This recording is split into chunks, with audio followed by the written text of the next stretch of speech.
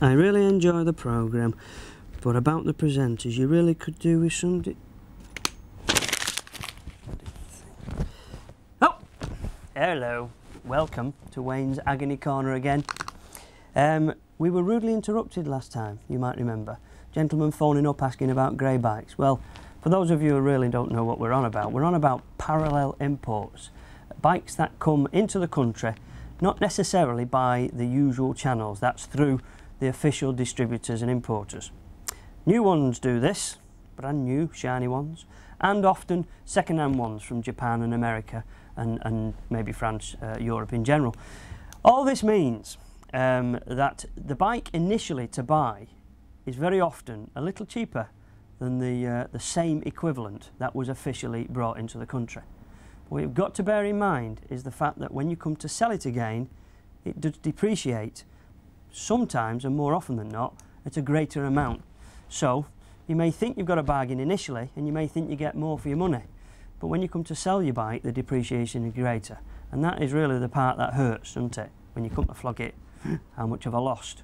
So bear that in mind. We're not going to talk too much about the fact that grey imports, because it's a bit of a sore subject with many people in the media and in the dealerships. So what we're going to do is research it a little bit more in detail, and when we can really give you key pointers to look out for without treading on too many toes and upsetting people, and giving you as much information as we possibly can, we will do. It's as simple as that. So let's read on some more letters. Let's see if we can find one that might just help the average man. The average man here. This is very average, in fact, spelling's diabolical. How do I make my chain last longer? One presume it means drive chain rather than locking chain. And should I buy a shaft drive bike? Well, no, Mr. Jones. Mr. Jones, would you believe that? It is actually Mr. Jones. No, don't go and buy yourself a shaft drive. That reduces the shaft drive bikes. There are many, but it does reduce your choice somewhat, and it's a shame if you like the bike you've got.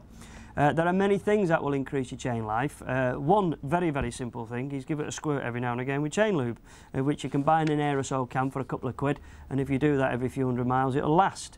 If you do an awful lot of miles, if you are clocking the miles up and you do intend to keep your bike for quite a while, fit a Scott chain luber, or a Scott oiler is what they're called, and a Chain Tech chain luber.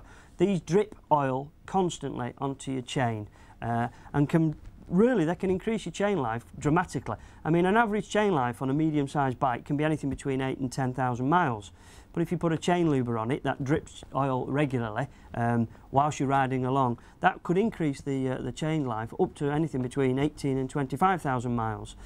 So, if you know you're going to keep your bike, invest in one of those. They cost you around 50–60 quid.